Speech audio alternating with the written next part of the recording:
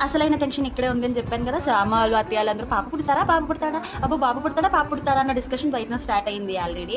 So, నన్ను around 10:00కి operation థియేటర్‌కి తీసుకెళ్లారు. 12:45కి రుషి గారు పుట్టాడనమాట. ఆ రోజే ఏకాదశి చాలా మంచి రోజు పుట్టింది రుషమ్మ. సో, నేనైతే 100కి 200% చాలా హ్యాపీ ఫీల్ అయ్యాను పాప పుట్టిందని. నా వరకు అయితే పాప, బాబు అని నేను ఎప్పుడూ ఆలోచించలేదు. ఏ బేబీ పుట్టినా కూడా హెల్తీగా పుట్టాలి అని నేను ఎప్పుడూ థింక్ చేసేదాన్ని. అలాగే రుషమ్మ పుట్టింది. I am so happy for that. In fact Rushi తల్లి పుట్టడం మాకు చాలా అదృష్టం. సో, నాకు బేబీని చూపించేశారు.